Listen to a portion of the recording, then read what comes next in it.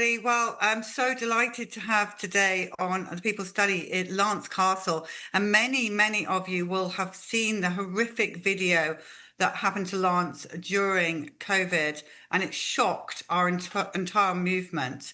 And so he's here today to tell us the story and talk us through what he's been through. An incredible human being. Lance, thank you so much for speaking to us. Thank you so much. Thank you So so much for having me. Of course, no, we're thrilled to have you. No, as I said, everyone was absolutely horrified by that and what you went through. So why don't you talk us through what happened? Sure. That's definitely a loaded question of how just to jump right in there. This is over 4 years at this point. The whole COVID mandate from 2021 to our current date of April 24th today, it's still ongoing. I'm still trying to get accountability for all of this. I'll never quit. And in doing so, the timeline has expanded to where we're at today. Specifically for that cell extraction, though, again, that there's so many things that happened before it that led up to that, and then obviously there's so much things that happened after that. Um, Specifically for that cell extraction, I know everyone is interested in that particular video. Lance, why Um, don't you take us right back to the beginning and just go through your timeline? okay, sure. So yeah, I've broken up this timeline in my head in about 5 different sections. The first one is the whole COVID era from 2021 to 2022, specifically August 2021 to December 2022. The second chapter would be January 2023 when the COVID mandate was officially rescinded, and leading to September 2023. The significance of that month would be me being fully acquitted of all 7 specifications, 5 charges from my command, of which we will get into. And the egregiousness of those charges, there's 3 heinous fabricated charges. Without me audio recording certain meetings with my command, we would have never been able to rebut their allegations and win that trial. The third chapter would be immediately after my full acquittal in October of 2023, being placed back in the same squadron. And at that point, I'm now recording every single meeting because at that point I had to, up until my second arrest, being July 2024, my second pretrial confinement for 8.5 months this time. The first one was 66 days, nothing in comparison to 8.5 months. And then the fourth chapter being or I guess day one of my pretrial confinement for the second occurrence in July 2024, up until the end of my second court martial, which would be March 2025. And then the final 5th chapter again would be an appellate leave, which is what I am on now. I'm still active duty, non-paid status as I go through the whole appeal process, which I've learned is egregious how long the appeal process is. It's already been a year and a month since my trial ended, and we haven't even begun the appeal process yet due to my military attorney being so bombarded with clients, and that's how it is. It takes a year or a year and a half for them to even be able to review your record of trial. It's going to take about 6 to 7 months to prepare it, along with my help. It's going to be another 6 to 7 months for the government to rebut all of our appeal issues, and it's going to take another 6 to 7 months of the final Court of Appeals, the Air Force Court of Criminal Appeals, to just review it and then provide a verdict on it. So we're looking at like a 2.5 to 3 year timeline for the appeal process alone, where I am now viewed literally as guilty till proven innocent at this point, with a conviction, even though it's pending, bad conduct discharge and all that stuff. It's pending. None of it has been implemented yet. So those are the 5 different chapters there, and like I said, I could explain this within 5 hours. I could explain it within 1 hour, and obviously the shorter versions have less detail, less context. So I try to hit the most egregious, hard-hitting facts that I could prove effortlessly, depending on the time length and all that. So, do you have any questions at all for those 5 chapters at all? I do, yes. The first question is, I think people are going to be wondering, first of all, you're in the US Air Force. What do you do in the US Air Force? Right. So I'm currently in logistics, which is just aircraft maintenance, supply issues, for the maintainers of different aircrafts on Cannon Air Force Base. But since I'm no longer at Cannon, being on affiliate leave, I'm in San Antonio, Texas. It's pretty much that. It's not a glorious job by all any means. I was a previous certified paramedic before retraining into the logistics career field. There's a whole pararescue pipeline, and then made it pretty far in it. And then I realized being a paramedic is not for me. Medication or the whole medical field is not for me, and you don't know that until you experience, clinicals and seeing all the blood and delivering babies and just dealing with patients on the daily. You don't know that's not for you unless you experience that. But yeah, that's currently what I do right now. Well, it's an important job, and we thank you for it. Lance, so where did things start to go wrong? What was the first thing that happened? Right. So regarding the COVID vaccine, I had no records in my PIF at all. PIF is a personal information file. The command puts derogatory information into it. It's classified into a left side and right side. Right side is just, positive administrative information, whatever is necessary. If you have a left side to your PIF, it's negative information. LOCs, LORs, Article 15s, could be memorandum for records, could be record of individual counselings. Anything in the left side of a PIF is bad, and it hurts promotions. It hurts. It could hurt anything. It could hurt TDY opportunities, deployment opportunities. So, starting August 2021, I literally had 0 documents in there. I did not have a PIF. The whole COVID mandate came out August 2021 from our SecDef at the time, Lloyd Austin, who was a previous 4-star general for CENTCOM. I actually met him in person on one of my deployments in IUD'd. Shook his hand, he coined me, all that good stuff. So the COVID vaccine was actually the first ever mRNA vaccine to be mandated for the military. Okay, so when people asked me back then, or even today, what's your problem with the vaccine? Have you ever had any other issues with any vaccine before the COVID vaccine? Well, there's one of them. Again, the first ever mRNA mandate. So, and they keep saying vaccine, but a lot of people don't know that the vaccine definition was actually changed by the CDC on September 1st, 2021 to fit the mRNA altering DNA cell technology into it. So again, that's another strike. The president is the only one able to mandate EUA vaccines, of which the COVID vaccine was not under EUA. So he ordered it and mandated it under non-EUA. Right? It wasn't even like mandated correctly. And we have the whole SecDef today, SecWar, Pete Hegseth, stating in tons of his memos that it was done incorrectly, it was unlawful. So me saying that, or stating what I am today, like it's we were all right who had a point of contention with this in the first place. We have Kamala Harris at the time, the VP for Biden, stating things before the mandate that she would never be vaccinated under the Trump administration. If he were to mandate it, we could just keep going on and on about things like that. We have the White House in December 2021 issuing a statement on their website stating that there's going to be a harsh winter of death and severe illness for all those who don't get vaccinated. And one of the most egregious things actually was, at the time Biden was showing, early signs of, let's just say, illness himself, be nice there, a little euphemism. So I just didn't even think, how is it possible for him to even know what to mandate correctly if he doesn't even know the direction he's walking? And I'm not being disrespectful. Those are actual facts that were shown at the time all across, different news media outlets. So you put all that together, and then I became a Christian at the time over there as well. And in Romans, 1 Timothy, and James, it all talks about violating your conscience. If you do so, and you do something that you know is wrong, it's sinning.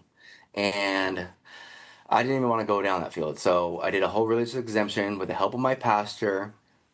That religious exemption took a couple months for it to be denied. It was denied by the Surgeon General of the Air Force. It was denied by the AFSOC commander. It was denied by my commander. It was even though I had endorsements of being a genuine Christian, you had an interview. You have to have an interview with one of the chaplains on base for him to determine if you're being genuine or sincere in your faith or whatnot. I had his approval, and again, everything was just blanket denied across the field. And that is the whole COVID saga before serious retaliation and reprisal and religious discrimination actually start to occur. While that was going on, my command moved me to a different squadron, and I believe it was so I don't ruin their status percentage of the squadron of how many people are COVID vaccinated, because I was the only one in my entire squadron who stood up to the unlawful mandate. And in doing so, it was easy for them just to, brush me off to the side and move me to a different squadron. Now, in doing so, I was moved to the 26 STS on Cannon. 3 months in, they actually requested if I could be moved back to my original squadron. Now, what my command does at the time, they say it was due to disciplinary actions when I had zero paperwork, zero derogatory information, nothing, no progressive discipline at that previous squadron anywhere. So now my command accepts me. They move me back to where I was previously at. My EPR is due, which is an enlistment performance report, and they gave me a derogatory mark on it stating not, or they suggest I'm not promotable. They recommend I'm not promotable. Poor performance. Now, that was the first early signs of retaliation. I was like, this is not right, because I had no negative marks at all. So I conduct a little investigation of myself. I schedule a meeting with the commander of the 26 STS, and I ask him specifically, my command is telling me I had such poor performance here. I have no negative issues while I was here. Can you please tell me what poor performance did I show? And I was recording the whole thing, obviously. He actually tells me completely contrary to what my command is now telling me. Like, there's no issues. They've actually liked my performance. They're happy with everything that I've done. And they state that my PCA was a permanent change of assignment was an error because they're not low on manning, right? And I'm stating all this as context to what happens, 8 months later. So let me jump forward 8 months later. My ADC, which is my military defense attorney, she has an interview with the commander, Lieutenant Colonel Vasquez, of why I was moved back. And again, he cited poor performance, all these other things that he can't prove because it didn't happen. He tells her in this interview that I have notes of that she sent me. He states that it was due to the commander at the 26 STS stating that it was due to my COVID status. Like, they can't use me. I can't TDY with them. So anyway, that's highly discriminatory right there in itself, and the whole fact that now I have that in my evidence packet that I was moved back. Did Go you ahead. have any support from anyone? Are you just on your own dealing with this time? At that time, support, yeah, yes, I was. I don't even. Yeah, I definitely was on my own there. There was another person or two on the entire base that were also experiencing similar retaliations, but not anything this significant. And maybe I would text with them, how are you handling your situation? But support wise, I don't think so. I wouldn't say support wise because I'm still in the mess. And Lance, where were you based at that time? Are you still in San Antonio? No, sorry. Yeah. So I just recently moved to San Antonio. This was at Canyon Air Force Base in Clovis, New Mexico. Okay. Yeah. I was just worried about your mental health, having interviewed quite a few of you now for the movie, which you are in. I can't imagine what you were going through throughout this, just fighting this on your own. Right. Thank you. Thank you for acknowledging that. Yeah. So now at this time I start going to the mental health clinic because yeah, again, this timeline is so vast here. Actually, let me rephrase that. Excuse me. So now we're in February 2022. My appeal gets denied for the whole COVID thing. I'm getting LORs now from my commander ordering me to take the COVID vaccine. He's like, you will get the Pfizer vaccine. You may also opt for the Johnson and Johnson or the Moderna. He says, it's illegal, all that stuff. And I obviously deny it. I don't get COVID vaccinated. He writes me an LOR for it. He does it again the next month. I write a rebuttal. He gives me the exact same LOR for it. So now I'm being retaliated against this, especially for these documents. And then in June 2022, he now issues me a discharge recommendation. So now I'm going up against the board in October of 2022 for a general discharge from him due to misconduct. And the misconduct is not abiding by his orders to receive the COVID vaccine. I've appealed this so many times. I wrote him an Article 138 on why it's so unlawful. He just does not care. I don't know, these commanders at the time, they just did not care. You know, they don't care what order is unlawful or lawful. Any order they receive from their higher ups is lawful according to them. And now I'm pending discharge. I'm burning my leave throughout 2022. And then I had 18 years active duty service, honorable active duty service during that time. Now I'm at 21. So like my whole career is now down the drain. And again, whatever, I was just getting out. Like I can't take this new, administration kind of thing. So anyway, yeah, lo and behold, October 2022 comes, and now the mandate is actually frozen from the Supreme Court due to the Navy SEALs case that was happening back then.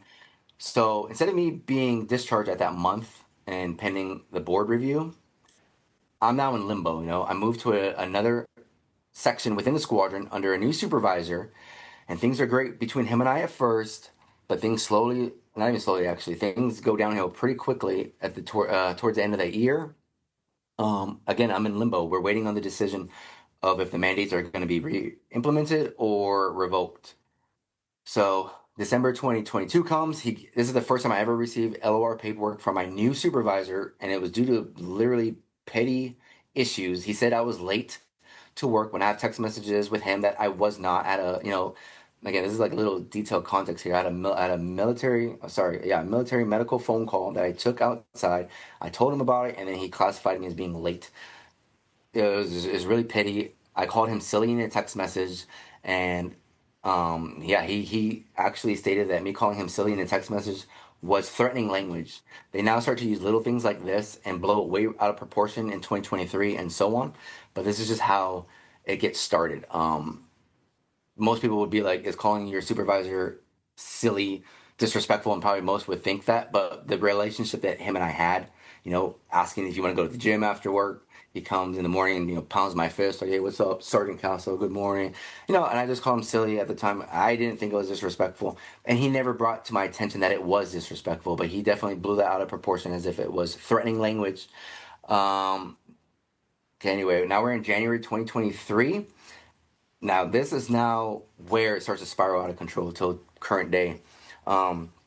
I get an E6 non-recommendation from my commander, so I can't even test for promotion at this point. At this time, too, the whole COVID mandate is now officially rescinded. So that whole mandate issue is over with, and you would think, right, like everything goes back to normal. It actually doesn't.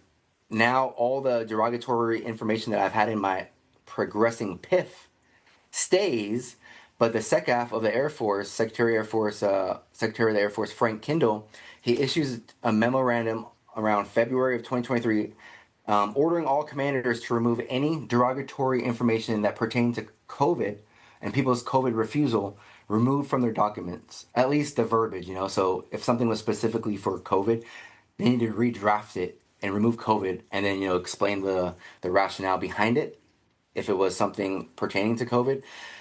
Not only does my command not do that, till this day, I just requested my PIF all over again about 2 weeks ago with a new first sergeant. There's still stuff in my PIF today that still has me being labeled an insider threat for refusing the COVID vaccine. It literally states that in my PIF. It says, we view this member as an insider threat and radicalized towards an anti-U.S. government group in the wake of his refusal to receive the COVID vaccine. And that should have been removed. It wasn't removed. Again, not only was it not removed, but my command actually did try to create new documents over it to remove the COVID verbiage, but they leave it all in there, Now there's 4 different documents that are all edited, and edited. And they just leave it all in there. There's too many hands in the pot. The saying is there's too many cooks in the kitchen. At the time, they never thought it would have snowballed to where we're at today. So even today, like I said, today, that is still my documents that I could still prove. Like the evidence that I have is going to be, so significant once I get a call from anyone, like the Sec War or the Undersecretary of the Air Force that wants to really review all of this stuff. I'm waiting for that day to come. I need to be fully prepared of how I can prove everything. So anyway, do you have any questions right there as I continue this timeline here? No, I just want to say that again, of all the people I've interviewed, they've all said that the commanders have been the major issue in this, the bullying techniques and what really coming down them hard, and that I think they all were saying really at the end, they want accountability from these commanders of the way that you guys have been treated. Absolutely. Absolutely. Absolutely. That's what we all want, accountability. And I say that too. Everywhere I say accountability, accountability, but they all change my words, as in my commanders and leadership. They all change it to me being vengeful and I want revenge. They say me stating I want accountability is me stating I want revenge when I've never said that. It's accountability. I don't want revenge, you know. It's not out of hatred. It's out of what was done wrongly back then. So yeah, so more so with that document that labeled me an insider threat for the first time that gets used against me for years to come. The flight commander, Captain Liam Lawrence, actually states on it. He states, "I have instructed the M-Flight personnel not to meet with him one-on-one to avoid all interactions with him, and under no circumstances to go to his home." That is the definition of ostracism right there. I'm now being segregated against my own coworkers. Again, in the wake of his refusal to take the COVID vaccine, like they give me the reason there, and then they try to hide this document, of which they fail to. At the very end of this document, it says, "I believe Sergeant Castle," because I was a sergeant at the time, Sergeant Castle exhibits almost every indicator of an insider threat. And I've done my own research on the indicators. They completely skip risk factor. They don't even state that I'm exhibiting risk factors of being an insider. They jump straight to indicator, which is past that, as if I'm already committing uh, terrorist activities. Again, risk factor would be I have the potential to commit. You know, like I'm booking tickets to Iraq or something, or I'm in communications with yeah terrorist organizations. But no, again, they skip straight to indicator, which implies I'm already involved in these terrorist activities. Now, this is gonna get so much more egregious from here. Like again, okay. So I'm described as I've been potentially radicalized by an anti-U.S. government group. I'm insider threat, and now I'm getting charged. I'm gonna get charged from my commander for literally calling him a domestic threat. So again, they just classified me an insider threat that's been potentially radicalized by an anti-U.S. government group, and not only that, they're now going to charge me as if I called them a domestic threat on February 6th in a meeting that I had with my commander. Now, you can't make this up. It's so crazy still, like when I just think about this and when I go back and look through all my notes. Yeah, it's definitely stressful. So let's see here. You have any questions there before I continue, ma'am? No, just continue. It's great, Lance. Thank you. Yeah. So at this point now, I'm now labeled an active shooter from a different supervisor. And again, I have all her notes too that label that. I believe, which I haven't proved yet, but I believe it was my supervisor telling her to write these memos. The more people that write all this derogatory information on me, the better for them, right? As if it's not coming from one or two people. It's coming from 5 or 6 people. They're all stating I'm an active shooter, I'm an insider threat. Another supervisor drafts an MFR and throws it in my PIF that I'm targeting members within the squadron. And then another supervisor, like I just said, stated I have potential to be an active shooter. Like, what is that getting at? It's getting that I'm about to, you know, engage in violent acts, obviously, throughout the squadron. They said that I was they found a note. I forgot the exact verbiage. That they found a note that I was targeting members when that is fabricated, completely made up.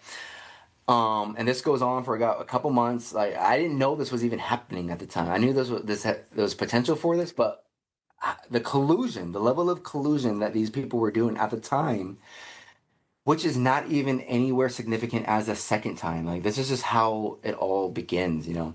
I texted my supervisor on January 25th a certain text message that I'd like to read here. I texted him that again I could prove everything. You know, I have all the documents, all the evidence here. I told Master Sergeant Carey, who testified in my first trial and second trial, actually. I said, "I cannot and will not be around you. You are a serious threat to my health. I fear for my life around you. I do not feel safe around you. It's extremely unprofessional where you moved my computer to. And again, I fear for my life around you and leadership." There's more to it than that, but that's the significance of the text message. What I found in my PIF is 3 minutes later, he drafts his own memorandum for record. I don't know if you can see that, but 3 minutes later, because it shows in his digital signature, after I texted him that, he comes up with his own MFR that I've been extremely insubordinate and disrespectful towards him on several occasions. I use threatening language, all this stuff. And this is what starts 2023. So again, my lawyers at the time before my trial, they subpoenaed his work phone along with the flight commanders. And what they do, him and my flight commander, Captain Lawrence, they start organizing these meetings for me to be involved with Master Sergeant Carey. After I sent that text message, right? They're now organizing meetings, as in initial feedback sessions of me telling him I cannot be around you. Like I feel the gaslighting things that they're doing to me, and they organize meetings for me to be involved, and I can't go to it. I know it's a trap. I was having extremely high blood pressure issues at the time. It was a surreal moment, especially me pending discharge for that whole year until the COVID vaccine was revoked. Okay, so in the text messages that were subpoenaed, they were literally back and forth talking, which I still believe there's some text messages that have been deleted. I'm trying to see what I need to do to get those text messages from them. But Captain Lawrence and Master Sergeant Carey, my supervisors, they're talking to each other and they're literally saying, "Okay, let's schedule him for this meeting. I hope he doesn't show, so I could issue him another Article 15 or another LOR." So that's collusion. You know, they were setting me up, and that was proven during trial. And my entire court martial for the first one is on my YouTube channel publicly. It's been there for 2 years now. Anyone can go there and fact check everything that I'm saying. Again, that's how we won my whole trial, from little things like that. You know, that wasn't the only egregious. Obviously, that wasn't the only egregious thing that we found. We found a lot more than that. That I have tons of notes of here. But throughout that time, I was being colluded against throughout early 2023. Now, in April 2023, my commander, he calls mental health, and he tries to schedule me a TTM. Actually, he does schedule me a TTM, which is a team treatment meeting with mental health. It turned out that that was actually a ploy to have me arrested at the gate. So at this time, I know what they're doing. I can't report to my duty section, which is where they wanted me to report to, because I knew all this was going on. I'm literally significant being harassed against and retaliated against, of which they're trying their hardest to cover up that it was due to COVID. You know, now that it evolved and originated from my COVID refusal, they tried their hardest to drop that, even though they didn't drop what I stated earlier, the insider threat being from COVID. They left that in my PIF for me to collect. Thank goodness for that. But now they're going under the whole premise, you know, that I have potential for violence because I'm an active shooter, potential for it. I'm targeting members. I'm just out of control. And again, they do their best to remove that it was from COVID. So now they think they're so slick, as in the whole COVID era is done with, and now we have all of this new evidence that was from COVID. But now, does that make sense at all a little bit? Yeah, totally makes sense. I mean, and this whole thing is all because you didn't take the COVID shot. Yes, absolutely. Yeah. It all originates from that and my constant fight against it. Yes, for sure. Okay. And where did the bit that we watched in the video, has that come into it yet, or is that That's later? right here, right now. This is it, in the timeline. Tell us. Oh, yep, April 10th, 2023. I'm on route to my TTM that my commander scheduled for me, that I was happy to go to, because now I'm going to finally be heard by, my doctor, by my mental health therapist, by my commander. Like, we could all get on the same board of like what, I'm over here stating that they're gaslighting me. I'm under duress, like I'm being retaliated against, and now I could get in this meeting and give them proof of how, of why, like you guys just labeled me an active shooter. What proof did you guys have of that? I don't even own any weapons on base at the time. They ran my background check. I came clean. OSI investigated me. I came clean. So now I'm arrested at the gate. I'm en route to my TTM. So I'm obviously upset. I don't think anyone would not be upset at that, especially now that you know in your head that this was a trick. They literally lied to me. That's abusing your authority, which they significantly did. So I'm arrested. I'm brought to confinement on base. So when I'm brought to confinement, again, it's from a fake TTM. I don't even know my charges yet. I'm like, what am I being arrested for? No one even tells me anything. Here's what actually happens. all these guards and confinement staff, security forces, they rarely have, prisoners. I'm not called prisoner, by the way. I'm not even called sir or lance or anything, or my rank. I'm now called prisoner, just like that. Complete 180 switch. I'm being spat on from these guards by just yelling. Everyone's yelling and shouting, as in like, prisoner, you will stand on my wall. You will not move until I tell you to. And again, this just happened within 10 minutes. I don't even know what the heck just happened. They're so loud in my face. Like I said, the spit is literally hitting my face, and it's hard to comply to anything. Yeah, like I said, it was a complete trick of what happened. Um, the cell extraction happened the previous day, or sorry, the next day. But again, what happened during the first day is now I'm strip searched against my will by 7 officers. I get put in a restraint chair. I get literally my entire uniform cut off me, and they do it to strip search me, to check for tattoos, to check for scars, to check for anything hidden anywhere, drugs, I don't know. But they don't even check the most egregious of spots, the cavities and whatnot. So it was kind of like a flex that they even did that. Throughout the whole time, I'm not like, here, check me, like it's bringing me memories of past issues that I told them about. I tell them, after all this, after I win my trial, I'm coming for every single one of you guys legally. I always say legally after everything I stated to them. And how I can prove that is one of the officers testified that I said that. He always said that he'd come after us legally. He's going to come for accountability legally. You know, but here's the thing. Every cop at the time, they left me saying legally out during my PCRO hearing, which was a week later, which is the pretrial confinement reviewing officer hearing. It's a little court session on whether to keep me held in pretrial confinement up until my court date or if I could be released. And I was not released. I was kept in jail for 66 days due to one of that being the reasons. Again, me stating I'm coming after all of y'all legally for doing what y'all are doing to me. They leave out legally, of which I can prove that I said legally. Anyway, the next day, the next morning, because they throw me in my cell, they let me brush my teeth. The next morning, I wake up, and at this time, I was on blood pressure medication. I was on Prozoshin, which is a PTSD medication. I was also diagnosed with PTSD off base because I didn't believe that the mental health providers on base were acting in good faith, which I am now 100% was right on. Like I have so much evidence now that not they removed so much stuff out of my medical records. There's other people's medical information in my current medical records now. Like the things I'm doing now that my lawyer hasn't been able to done, or sorry, that my lawyer has not been able to do yet due to me being number 9 on his quota sheet. Like we haven't hit discovery yet, so I'm doing everything I can before that comes. Like I'm getting all my records, I'm getting all the stuff that I could bump with. They've omitted extremely important TTM meetings in 2024 in my medical records. There's no notes of it. And I have full audio sessions of all of these meetings that they don't even talk about, that they're required to talk about, especially with my command being present at these MDT meetings, actually. So again, I was just jumping the gun there. But going back to the whole cell experience, the next morning I wake up, I don't get any of my medication because it hasn't been ordered. Like this is how inept my command was. They knew this was going to happen. They were planning for this, but they don't make sure I get my prescribed blood pressure medication, Prozoshin. I was on Abilify. All these medications that I was prescribed and taken, cold turkey, they just stopped me on, which obviously has significant effects towards. So now I'm feeling completely out of it in the morning till about 11 a.m. With no medication. One of the guards gives me food, gives me breakfast, and I put it on my bed to eat myself. And this kid who's 20 years old tells me, "Eat your food on the ground."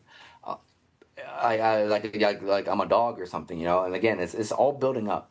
I have nothing to do in that room. My migraine is on fire that I'm also diagnosed with because the light is extremely bright. I asked for a Bible. Like, can I just read something, please? I have literally nothing to do.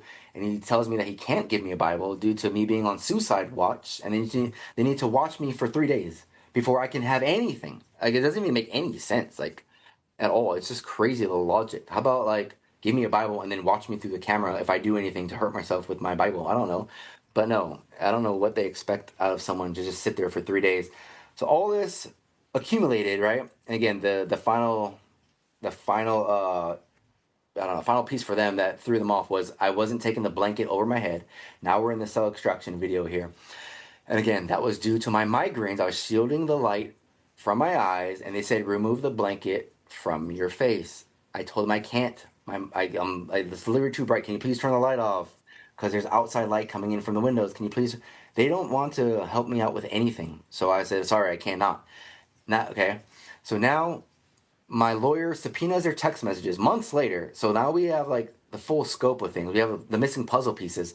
In this group text of all these guards, there's about 5 of them talking to each other. Not only are they mocking me, um, not only are they mocking me for like me being, yeah, there it is, yeah. Not only are they mocking me, like this guy's been in the Air Force for 18 years, and now he's just chilling in a confinement cell. How do you even get to this point? Blah blah blah, stuff like that. Yeah, perfect. Yeah, there we go. And there we go. It says we should do a cell extraction.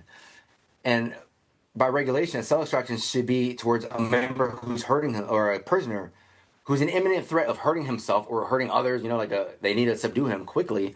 No, they abuse their authority and they suggest a cell extraction to stun him, shock or stun, whatever, stun him into compliance. The NCOIC, his name's Tech Sergeant Andrew Norris, the leader of this cell confinement. He's like, yeah, that would be a good reason to laugh out loud. Like, this is all funny. He runs it through his leadership, Captain Seeley at the time, and Senior Master Sergeant Green at the time, who's now a chief. And within like 30 minutes, they're doing a cell extraction on me under non-compliance. I'm being belligerent, actually, in one of the notes they said. I was being belligerent, but they don't say due to not taking the blanket off of his head, right? They're just making up their own narrative. They do that cell extraction on me, and in that cell extraction, I get my left rotator cuff torn, and I get my MCL torn at the time on my knee, which I end up having surgery for in February and April of 2024. And again, in all my medical notes, which is over 1,000 pages, they don't even talk about my surgery being from the injuries of the cell extraction. It's like my medical and mental health records are so precisely scrutinized for their narrative.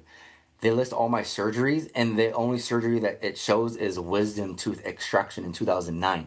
They completely omit my surgeries from my record. It's really like insane when I go back and just it's insane me telling this timeline because I'm always all over the place. It's so hard for me to stay focused on it. Diego, go ahead. I'm sorry. Do you have a question? No, I know I asked you this before we started recording, but again, I think many people will be asking the same question. How can you understand that people who are your brothers and sisters like treat you like that? I felt, and not just you, all the other people who were treated like that. I don't understand it. Yeah, I immediately became their non-brother or non-whatever, when I refused the COVID vaccine because they all got it and I didn't, and now I like betrayed, I betrayed them, I guess. I betrayed the base. I betrayed the force for me to refuse because the way the whole COVID thing was even described, remember, it was like if you don't get it, you're hurting others because they can be contaminated from you, even though they are getting vaccinated themselves. The non-vax need to get vax, so we don't hurt the people who are. It didn't even make sense. Yeah, so it was mostly just from not thinking, not intelligently thinking on their end. They're just doing. I don't know. They're just doing what they're told to do. Really, even if it was unlawful, they don't care. They don't want any legal. They don't want any ramifications for themselves. They don't want any. They don't want to rattle the cage. I guess I could say at all. Where thankfully, naturally, that's my personality. I challenge things that don't make that doesn't make sense. I try to think of new ways to do things that could be better done. If something doesn't make sense, I'm going to question it no matter what. Like question authority. Just because the authority figure states something, even if it's completely wrong, you're not supposed to abide by that. You're supposed to question it, bring up a new way to implement a better process. That's how I was taught in the Air Force. So anyway, the cell extraction happened. I got the medics' notes in my record of trial from the first trial. These 3 medics, they stated that I'm now complaining of shoulder pain. I have cuts to my face. I was actually punched back. So in that video, I go like this and I punch the guy behind me. because I literally could not breathe. He was like, there's 5, 6 guys on top of me. A lot of people think I was vaccinated during that cell. That's hilarious. I was not. Thank goodness I was not vaccinated during that cell extraction. But like I said, my cell, those injuries did happen from that. I punched one of the cops because I couldn't breathe. It's not like I purposely aimed for it. But anyway, I get charged for punching him in the face, of which he punches me back that no one even talks about at all in that video. How my lawyer ended up defending me against that was self-defense, obviously. But not only that, so the PTSD issue with the scars and stripes is what they call it, the strip search. That whole time, there's another airman there, another officer, that they blamed me for his knee getting injured. So I'm also now charged with assault for that occurrence. And how they spun this for the PCRO hearing, again, to see if I can be released as I await trial, or do I need to be in this jail cell until trial? The only ways you cannot be released if you show signs of being a flight risk, like I'm gonna just fly to Paris or Mexico, or I'm a assault. I'm assault. I have assault potential, assault ideations, homicidal ideations. Right? They go with both because of that. They stated that his knee dislocating. So his knee dislocated from that strip search that I was flailing around on in the restraint chair was due to me flailing. So anyway, I'm charged with assault from that. Okay, they changed the verbiage from the PCR hearing from it saying I dislocated the member's knee, like I hit it and I dislocated his knee because his knee did dislocate, but nowhere do they ever state his knee always dislocates from a previous injury, from sports or whatnot.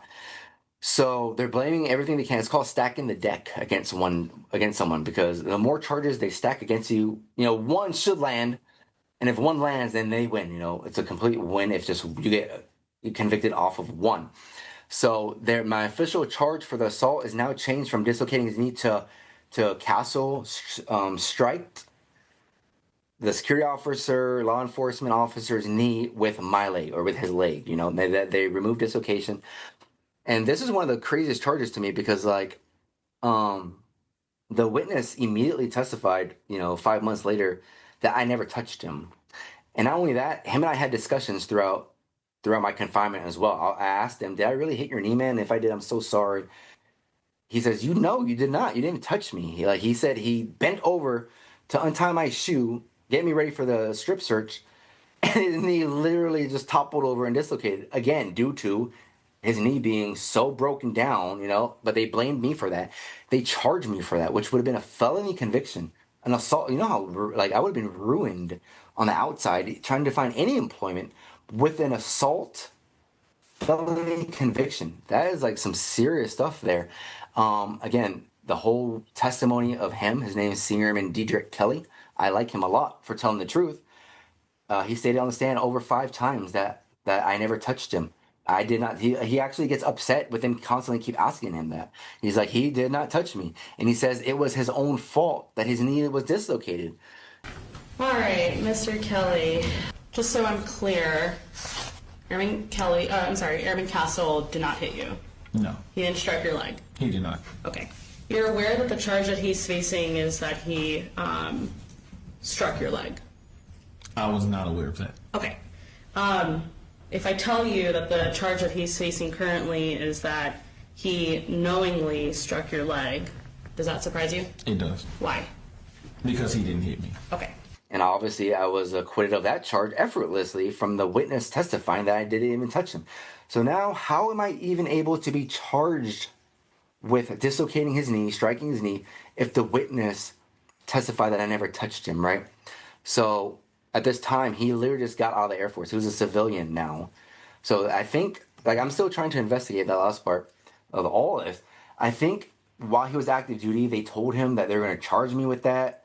I don't even think they interviewed him, actually, to ask him if I did it or not, It was almost like SJA, which is the lawyers on base prosecution, who are really slimy. They almost probably knew I didn't touch him, and they're just going to go with it. And, hopefully he testifies to it. Like I said, I don't know. A lot of it doesn't really make sense here. It's really elementary, the prosecution for my first trial.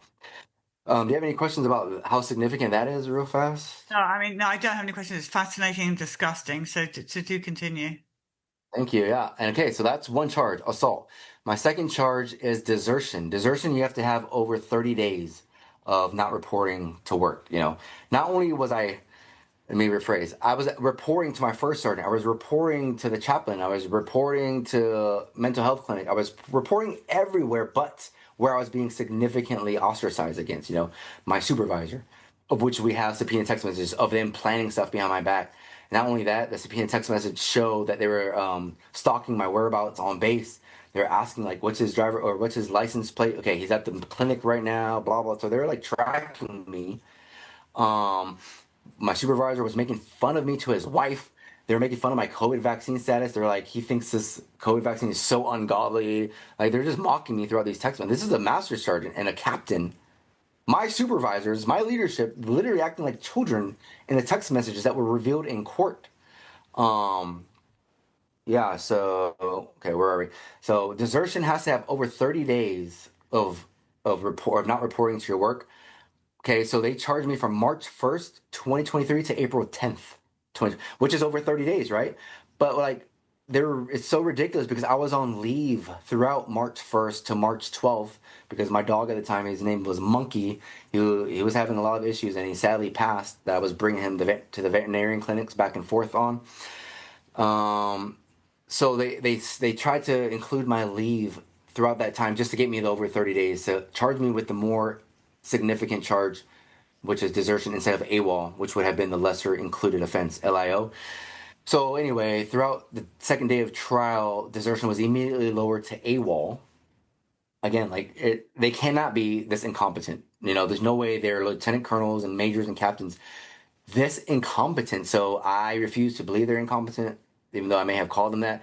I now obviously believe it's collusion. It's collusion. It's all planned. It was all strategic, even to this day, of what they've done. My next charge was this was okay. I'm gonna get into the biggest one. My third charge was disrespect to my commander, and it's officially written as disrespect to a superior commissioned officer. And what the disrespect specification was they quoted me in the charge of me calling him a domestic threat on February 6th in a meeting that I had with him. Okay. If I didn't secretly record this audio, I think this was the only charge that I may have been convicted on. Why? Because I wouldn't have been able to prove that I did not call him a domestic threat. Literally quoted. They didn't even state or words to that effect for domestic threat, I believe. It was literally a domestic threat, okay? So not only that, there were two first sergeants in the room, Master Sergeant Alexa Serrano and Isaac Crispin. They took his back on it. They took my commander's back of me calling him a domestic threat, of which I didn't do. And again, they're the ones who stated that I'm an insider threat due to my refusal, or in the wake of my refusal to receive the COVID vaccine. Oh man, it's crazy thinking about this stuff. It's really crazy. Again, so I recorded that. Thank goodness I did. That audio actually was played live in court for my commander to authenticate his voice, which my commander was so passive throughout the trial. He was so like he had no aggression at all. He was just, I felt it was almost as if he had, a deer in the headlights attitude at the time. Like he knew he was not prepared for all the stuff that we had against him. So at that point, though, fast forwarding a little bit, I now need to record everything, especially that I was acquitted of that charge, of which my audio recording proved. So after trial, best believe I need to be recording. So I had two phones after the trial. I got a second phone to walk around the entire base, always recording, because I always run into people at the medical facility, and I can't just run into a leader, and pull out my phone and record it and put it back in my pocket. It would look too suspicious. So if I walk around always recording, and then every day I delete what I don't need, it's protection. And again, fast forward to my second trial, Colonel Churchill. I don't know, I'm throwing names out here now, but he literally testifies in my second trial that he believed me needing to record everything on base and posting it on social media was to protect myself. But then he orders me to no longer be able to record or post on social media during duty hours. Like, you got a complete contradiction of the new group commander from Colonel Barry Roche. And again, I'm trying not to here. Again, just tons of contradicting significant evidence like that. Going back to where I was at, the fourth charge was disobeying his direct order to report to work. Okay, and why this one is also so important is because my commander, Lieutenant Colonel Vasquez, testified that they changed my supervisor, Master Sergeant Carey, due to my concerns, right? Due to all the concerns that I was stating about me being gaslit from this guy, they changed my supervisor, of which it still didn't work. Of me of them getting me back to of me coming back to work, right? Like we changed his supervisor, but he's still not coming back to work, Your Honor. Like we've done everything we could possibly do wrong. They did not change me from him because he testifies before them that he is currently still my supervisor. Could you point him out? He's right there. Okay. The witness has identified the defendant. And how do you know Airman Castle? So I became his supervisor, immediate supervisor, sometime in October, and still currently his supervisor. Until this day, I have not gotten any perjury complaints actioned against. I've submitted perjury complaints to the IG. They all dismiss it. They do everything they can to sweep every complaint under the rug to protect command. And I've written over 50 IG complaints, either through the AFSOC, Air Force Special Operations Command, or through the DOD IG complaint process, or through the SECAF IG process. Like, IG is so bad. And when I win my appeal, I'm going to come after all of them as well legally and file complaints on them for not taking my complaints in good faith. And I'm never going to stop. I know I'm close. I know the fact that I'm talking to y'all right here is exactly my point here. You know, like, this is going to keep escalating 4 years down the road. And I'm grateful to even be speaking with you right now, Miss Polly. Thank you. Well, no, this is just, I'm so pleased you're doing this. It's so important people hear about this. So where are you today? What are you, it says active duty. What are you doing? Yeah, so it's affiliate leave, non-pay status. I have orders that literally say you do not need to report to Lackland Air Force Base. I'm on non-pay status. The only thing that makes me active duty is I'm subject to the UCMJ. So me even still posting stuff is risky. But if they recharge me for being, like, I don't know, talking about this publicly. Oh, let me state too, by the way, that I always forget this. These are not my views, and my views, I even forgot how to say this, you know. These are not my views, these are not the views of the government and the United States Air Force. These are my views and my views alone. There we go. Now that I'm somewhat protected that I admitted that, you know. But yeah, I'm active duty, subject to UCMJ, subject to recall if my commander really wanted to screw with me. Yeah, and I'm just waiting my appeal process. Every day I do I have a whole office right here dedicated to getting every single detail, getting every single contradicting evidence that I needed. I'm with my family here, my fiance, and I have 2 young sons. One's turning 3 here soon, and one just turned 1. We're living off our savings currently right now still.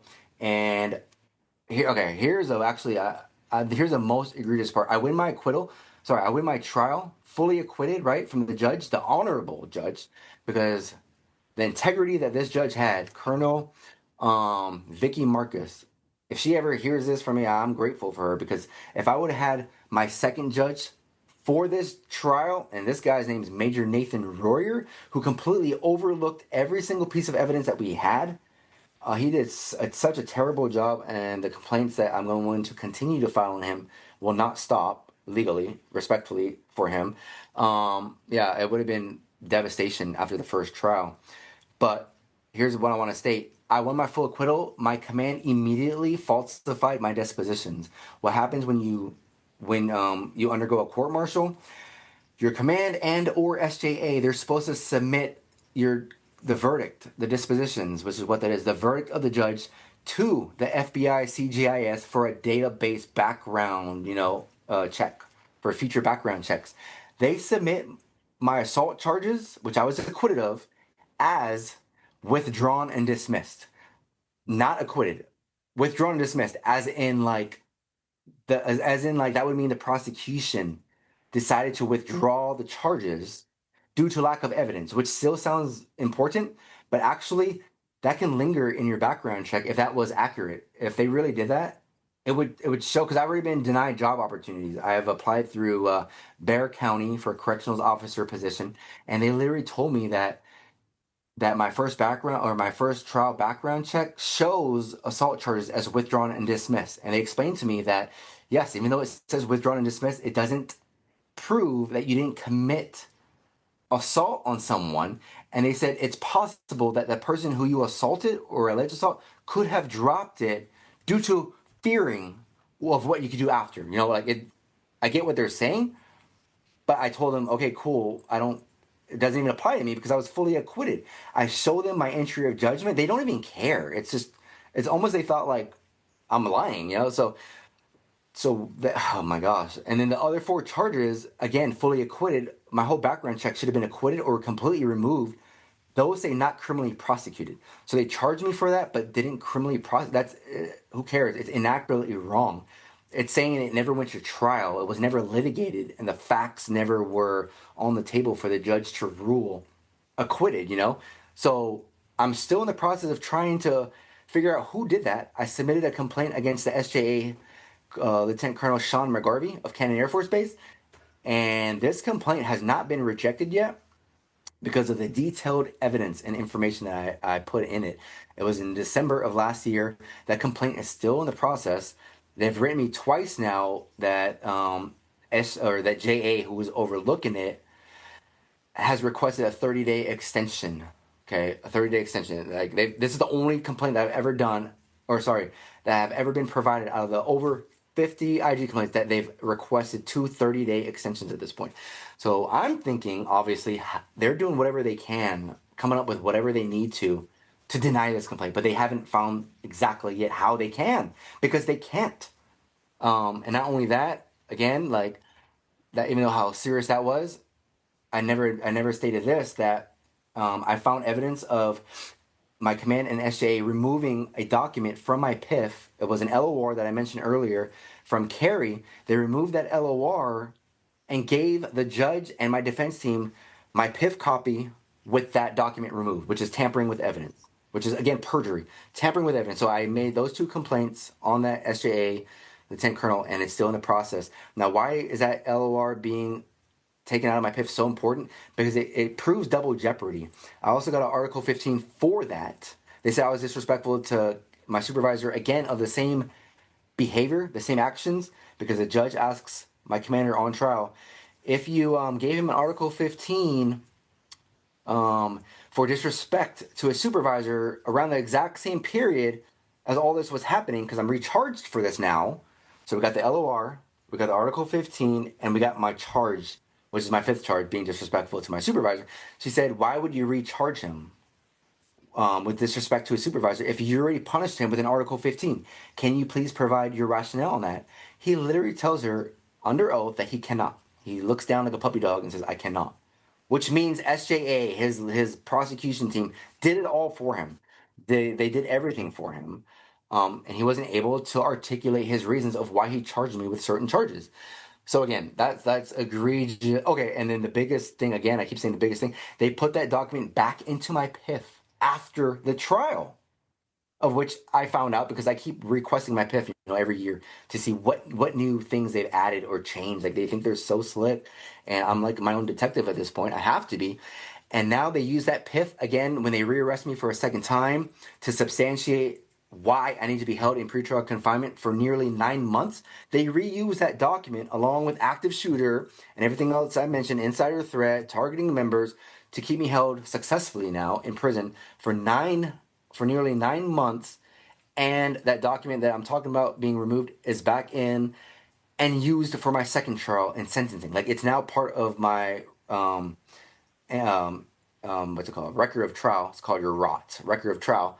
Like, it's like they don't care, that if I was them and evil and corrupt, I would have removed it and left it out. Like, that's it. We're never talking about this ever again. But the fact that they reinsert it back in, like, how, I don't know, the audacity that they have to even do that, to not think that any lawyer would snoop around in my PIF and find this. And guess what? No one did find it. My lawyers did not find it for both trials. I'm the one who found it. Before my second trial, I tell my lawyers about it, Mr. Dan Conway and Captain Lisa Tirado. in multiple phone call recordings that I have of them, that I'm going to file IAC complaints on them, which is an ineffective assistance of counsel. They never use it. Every audio recording that I've ever had, they don't use anything for trial. They claim it was their strategy when absolutely it was not, and I could prove all this stuff why.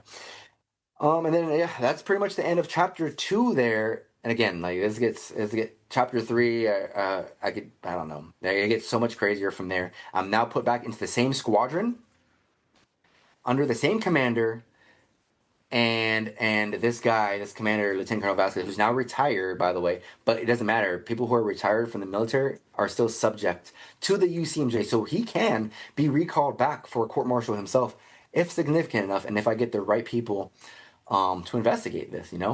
I've emailed countless times Undersecretary of the Undersecretary of War Anthony Tata and the Undersecretary of the Air Force Matthew Lorimer, who I know has also experienced tons of persecution himself. Like I never get a response back. I CC them and a lot of stuff. I try to hit them up on X. Nothing, cold turkey, but I'm never gonna quit. I know they're busy, I don't have any animosity towards them. I'm not gonna quit any of this stuff. But anyway, concluding with the second chapter there, the falsified dispositions, the tampering with evidence of my PIF, the being rethrown back into my same squadron. This is where chapter 3 out of 5 now starts. And again, each own chapter has its completely own significance. It's all compounding. It all has a cumulative effect of where we're at today. More so, real quick, I wrote notes for that cell extraction. I wrote arrested by judge. Why not being brought to the... Okay, so yeah. The judge asks my commander during the first trial if you thought the TTM was necessary, because she even asks him, did you think scheduling the first TTM, when you scheduled the TTM for him, or when you had it scheduled for him, did you believe it was necessary?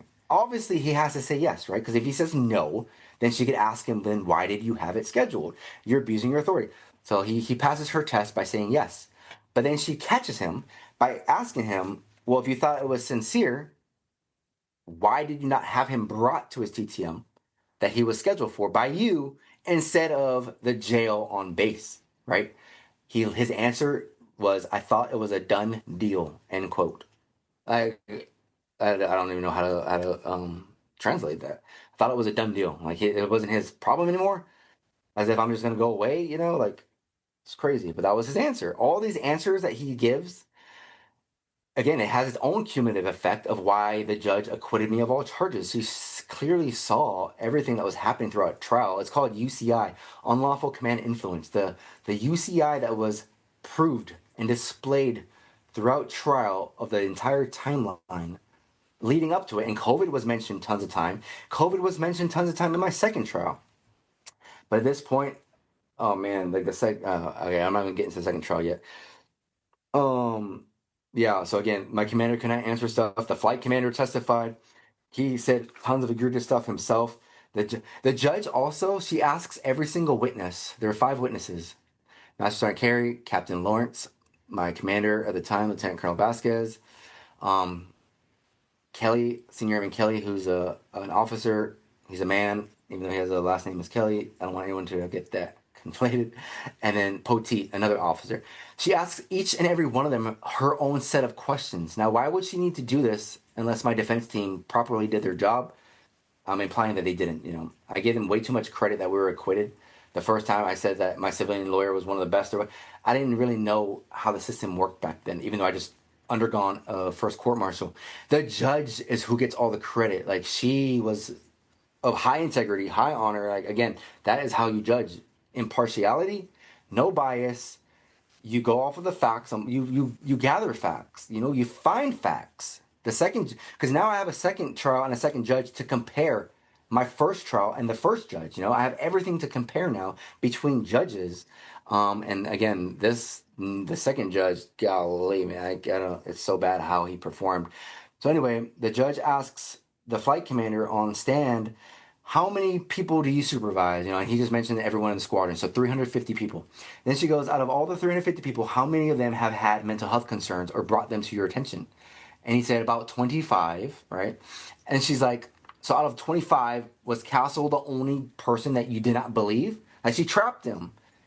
right? Because all his actions led to him not believing me as if I'm lying. Because they also tried to state that I had no credibility, but they would give no reason of how I don't have any credibility when they're the ones fabricating charges against me that are displaying no credibility. So anyway, he's trapped again. Like, she's kind of like a mastermind at this, and he says yes. He admits to it that I'm the only one out of all 25 of people that he's ever had any mental health concerns brought to his attention that he didn't believe. He didn't believe. Anyway, my lawyer asks him on the stand, did you think Castle was lying about his PTSD diagnoses off base and his symptoms of, high blood pressure, paranoia against y'all, gaslighting him? He says no, obviously, right? Like, no, I didn't think he was lying. He's trying to protect himself. And then she says, well, do you think he was exaggerating? Which would be a euphemism. And he hesitates, looks down and says, yes. Like, just his tone right there tells everything of he thought I was lying. Okay, so he kind of contradicted himself by saying he thought I was exaggerating but not lying. And again, I just want to hit the other one. They all testified except for Carrie that they changed my supervisor. They're all asked, did you tell Castle that his supervisor was changed? None of them said that they did. They all stated that they thought someone else would. They all said that they thought I would just come back to the office so they could tell me then, when I was in clearly text message communications with them almost on the daily. So again, caught red-handed. When we talked about Master Sergeant Carey being his supervisor, and you said that you changed his supervisor so that Master Sergeant Carey wouldn't be the supervisor anymore. Mm-hmm. Did you inform him of that, or did you just make the change and then he wasn't at work so he didn't know? Yeah, he didn't know.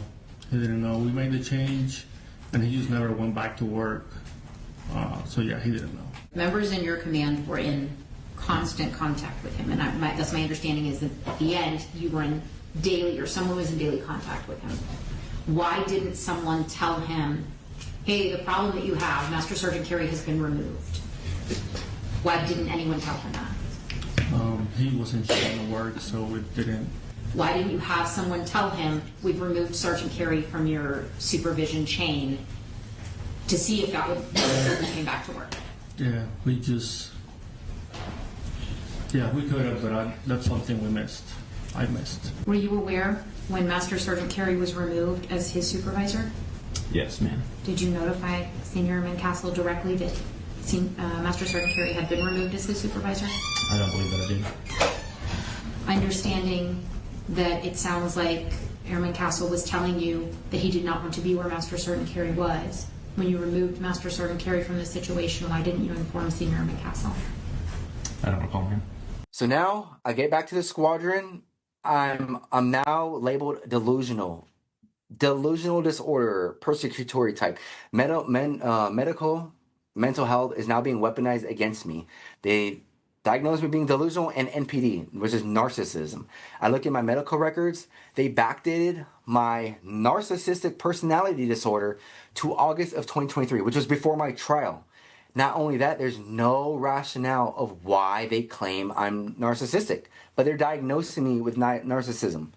That is clearly malpractice at this point. And again, all the complaints that I have for every single person is going to be vast. So I'm just screwed at this point. Like, I'm not narcissistic on paper. I'm delusional, even though I have a fully acquitted court-martial. Leading up to my second arrest, I get my surgery. I'm on convalescent leave for a month at a time. Thank goodness.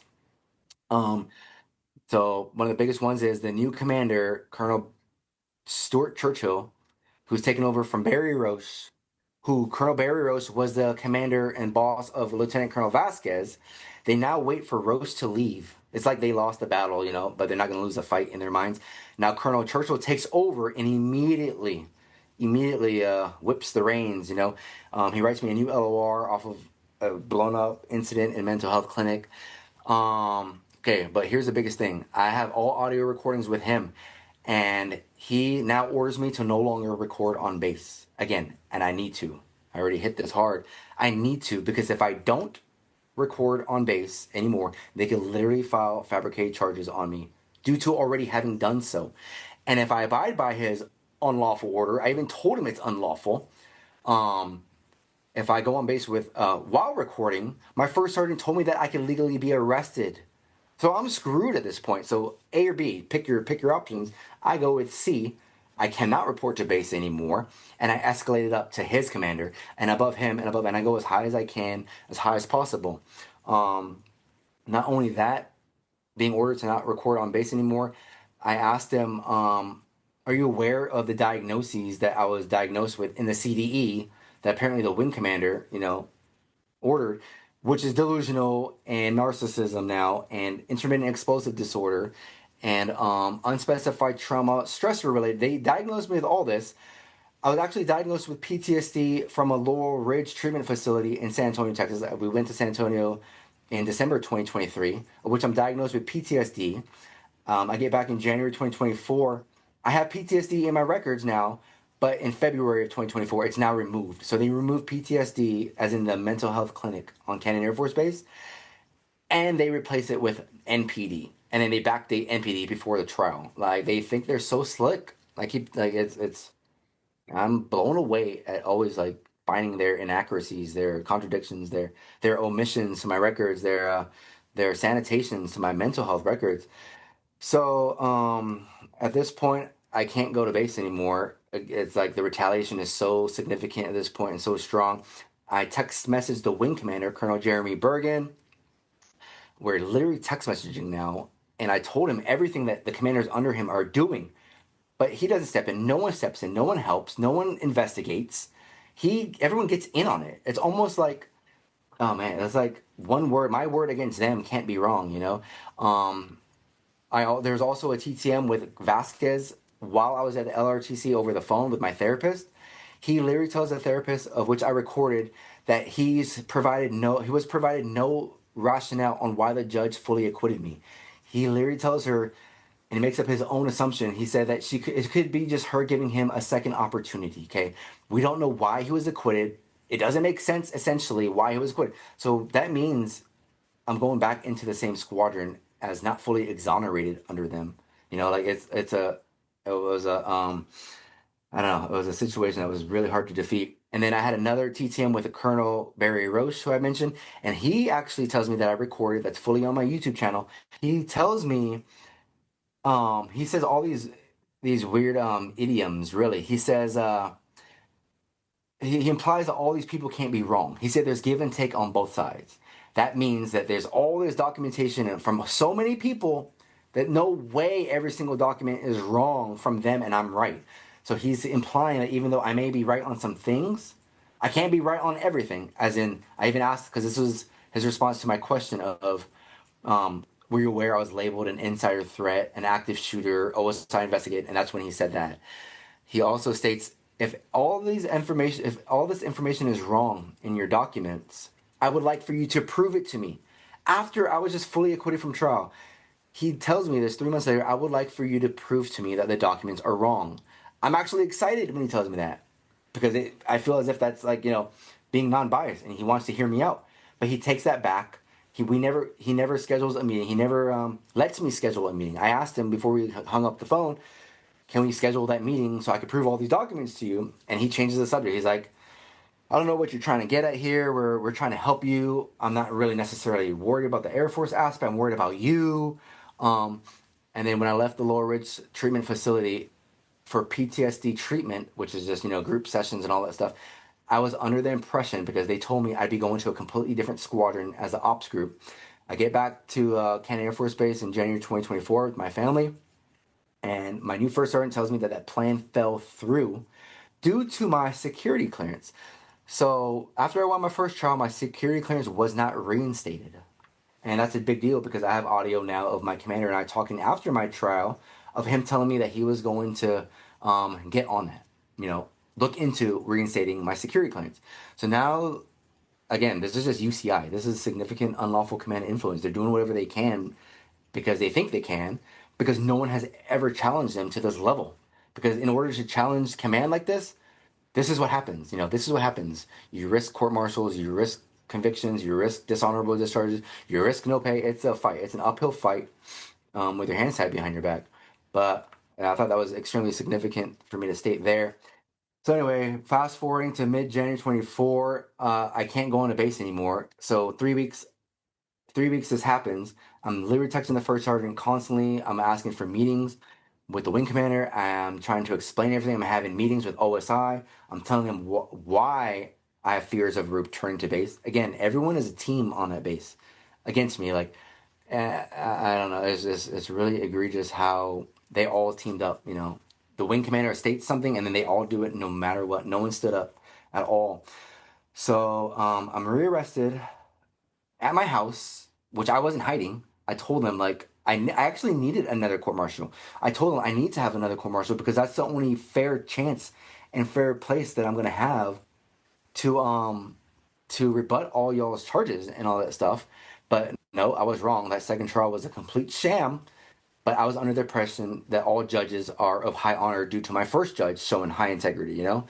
So again, I lived and learned.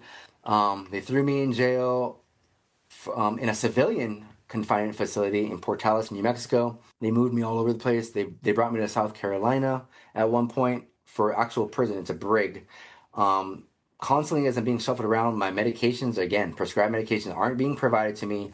The judge has already ruled that it was unlawful pretrial confinement throughout July of 2024 due to not receiving medication, but nothing came of that. He's like, but due to his charges, I'm just going to subtract, 17 days from pretrial confinement that I already served. Like, it does nothing for me. Yeah, so now I'm in, so my new charges are AWOL, same charges actually, AWOL again, disrespect to my command, disrespect to senior enlisted officers, and disobeying the direct order to not post on social media of audio recordings that my commander testified that he thought it was for me to protect myself on. So there's that one. The disrespect charge, I call them all corrupt. I write an official complaint called an Article 138, which is protected communication. I call them all corrupt, sanctimonious, unlawful, and dishonorable commanders on Cannon Air Force Base. And I even name each one. Maybe that wasn't the most strategic tactic, but I don't think anyone could have held their composure at that point and not call them what they are. So I get convicted on 2 specifications. For some reason, the judge didn't convict me on the third one of calling a third commander incompetent, but he gives no rationale as to why, even though it's right there in the Article 138 as well. And I the only thing I could think of is she showed her incompetence during trial, and her testimony is on my channel as well. So anyway, I get convicted of disrespect and AWOL at that trial. I'm still working on that trial, actually. There's tons of significant contradictions that I'm still working on. One big one is Senior Master Sergeant Hunt, who a new person, right, a new supervisor to the game. He states that, so here's the equivalent of them not changing my supervisor from the first trial. Of all they stated under oath that they changed my supervisor, but then they all failed to tell me that they changed my supervisor. The equivalent to that for my second one is this guy, Senior Master Sergeant DeMarcus Hunt.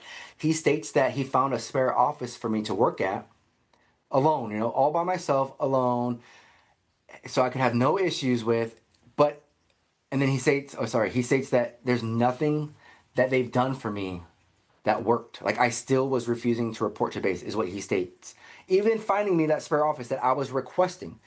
But then he states, immediately after, but I'm not sure if I told him that. I just expected him to come to work so I could have told him that then. But he just literally said nothing worked of me coming back to base. Like, oh my gosh, the contradictions are just so insane. It makes my head spin.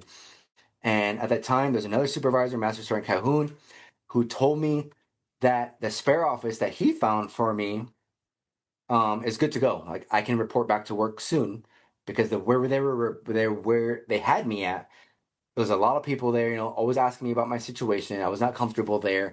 And again, I was directly working for Chief Baldwin, who was my new supervisor, and Colonel Barry Roach, who changed his position for Churchill's, or switched over. Again, this is extremely confusing. I understand that. But yeah, I'm working for the same people from the first trial. I was never moved squadrons like I was promised, right? But anyway, going back to my point, Calhoun tells me that the spare office is able for me to move into, and I asked him, did you clear this through Colonel Churchill, the new group commander? And he said no. And I said, well, why not, sir? And he said, because that wouldn't make sense for Colonel Churchill to deny this spur office.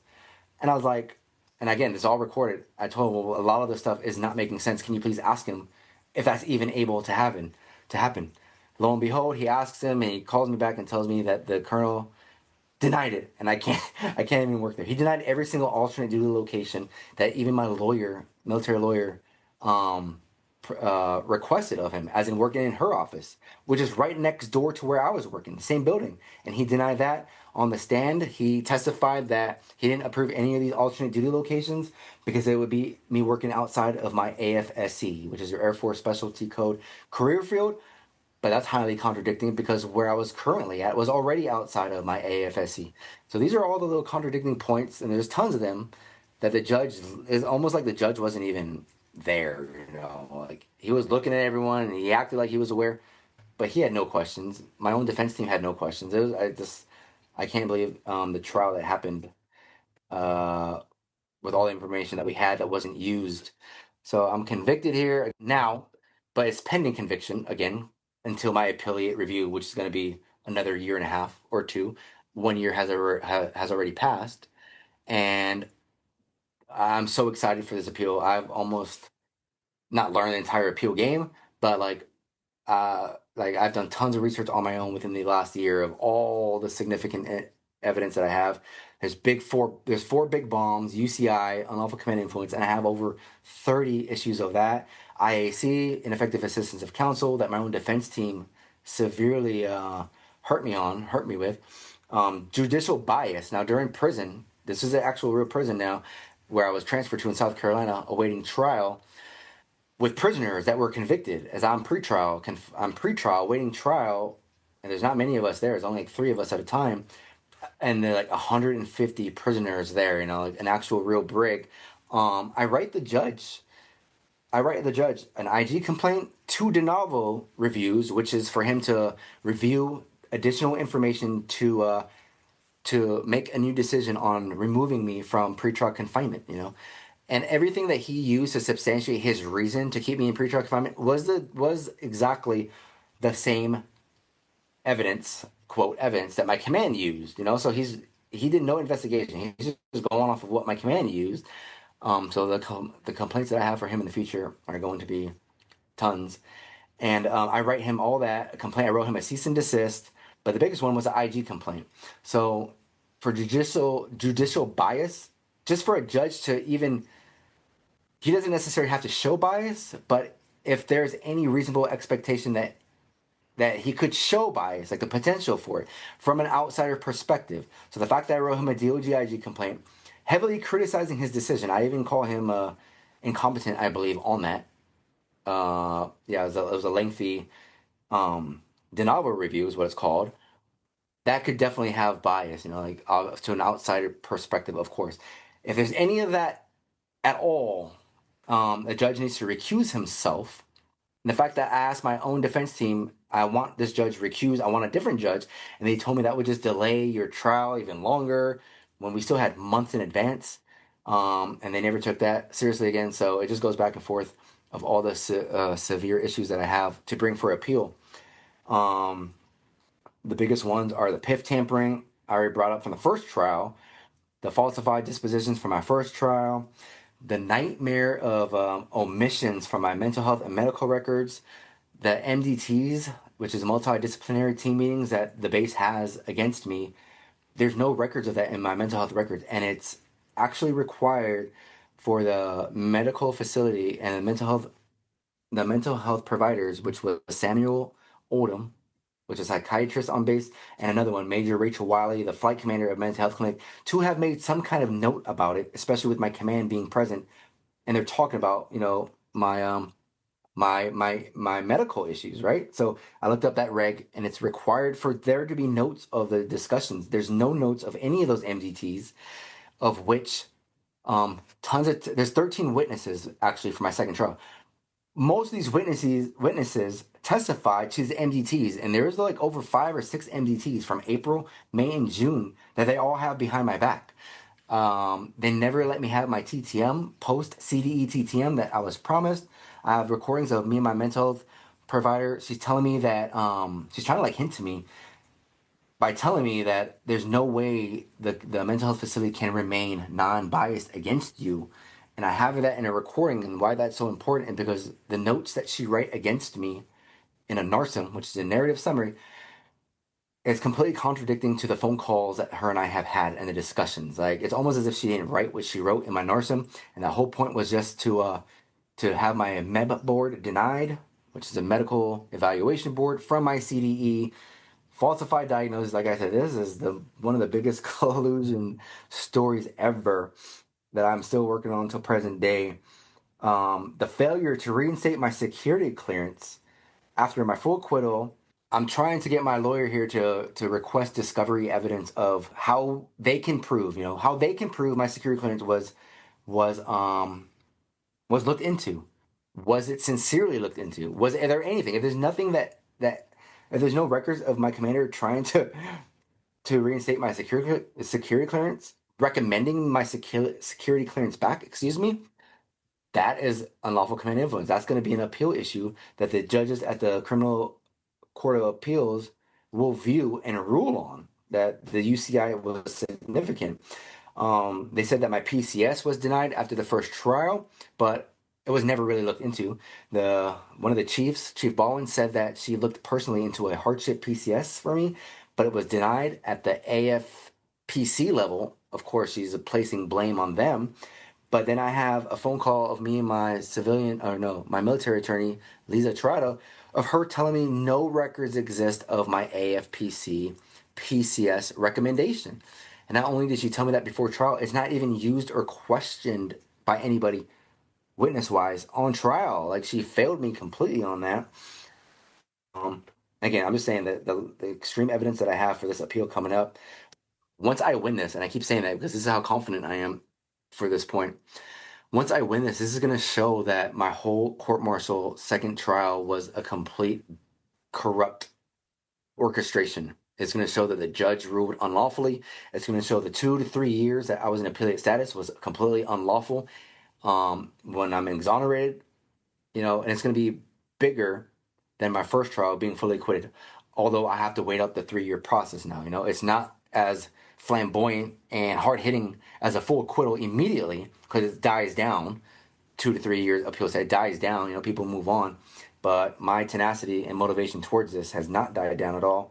And I'm going to make sure everyone is held accountable legally through the justice system. My plan, my goals for all this is win my appeal.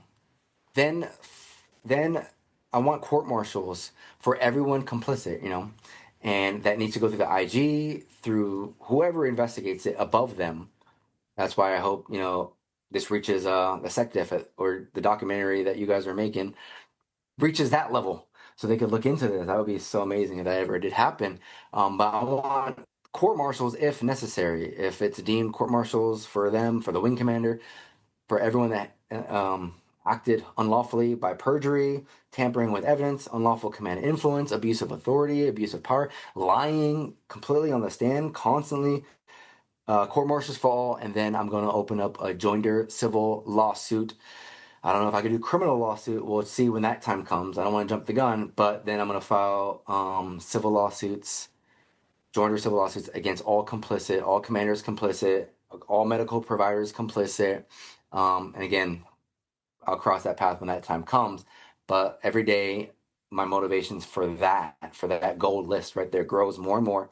Win my appeal, court-martials for all complicit, which is over, believe it or not, over 90 people at this point, 80 to 90 people. Some bigger than others on their complicity, some not, some who just turned a blind cheek, turned the eye, let it continue happening. If I went to them, they didn't do anything about it. Some that got in on it. And then again, the third one, I'm just reiterating here, lawsuits, civil lawsuits. As I'm a civilian, I can't do it as active duty. You can't do joinder civil lawsuits as a civilian or anything. So, and then hopefully I can retire at that point, get my back pay from all this stuff, get my rank back, which I was a staff sergeant. Wasn't able to promote to tech sergeant because of the whole COVID thing in January 2023. And I'm pending Airman Basic. So my rank E1, pending trial outcome, of my appeal issues here. But yeah, I guess on paper right now I'm at E1 when I should be at this point E7 or E8. If I took the COVID vaccine, and kept my nose clean as it was. Yeah, sorry. Any questions on that at all? Lance, can you tell people how they can follow you, please? Yeah, of course. Absolutely. I'm completely open to discussions, conversations. My Instagram is LanceCastle490. My YouTube channel is LanceCastle490. My X account is LanceCastle490 as well. Yeah, so I kept it pretty basic across all of that. Well, and Lance, thank you for telling us your story. When I interviewed all the people for Duty to Disobey, I asked them all one question, and that is, if your child was at military age and said, "Daddy, I want to join the military today," as it is, what would you say? Yeah, good question. I've been asked that before. Answer is 100% unequivocally no. No way, no way, no way. Not until accountability is had from all these commanders who are still in. The colonel that I was mentioning in my second trial, Colonel Jeremy Bergen, he's now been promoted to Brigadier General. And it was from our sec war, who I'm sure isn't aware of any of this. But like that's egregious itself. Like all these commanders that acted unlawfully, they constantly recite the core values of the Air Force: integrity first, service before self, excellence in all we do, and absolutely they act contrary to that. They act maliciously, no matter what. Absolutely not. Yeah, your question is absolutely not. There's no way. The power the commander has on base is egregious. There's so many protections in him in place. All these commanders, they can almost get away with anything unless you just fight, and push, and no matter what happens, you can accept the outcome. Like if I were to get executed for doing this or had a hit on me, right? That would be the worst case scenario. Yeah, that still doesn't scare me at all, because this is necessary. This fight is ongoing and absolutely necessary. But yeah, no way my two young sons are gonna join the military if I have anything to do with it. I'll definitely teach them that that's not the way to go right now until changes are made, and it's pretty obvious and apparent that changes have been made. Yeah. Well, Lance, we can't thank you enough for your bravery and for your fight for the future, which is really what you're doing. And we truly appreciate that and all that you do, and for telling us your story. Thank you. Thank you so much for listening. I really appreciate your interest in this, Lou, Mrs. Polly. Thank you so much. I can't do this without you. We'll be praying for you, and just call us if you need us. If there's any time you want to come on CHDTV, just let us know. Awesome. Thank you so much. I really appreciate that offer. Right. Hey, and by the way, don't give your kids vaccines. Absolutely not. Absolutely not. I'm glad we got that one sorted. This and all CHDTV programming is made possible by generous support from viewers like you. Please consider making a contribution today to keep our programming going strong. Thank you.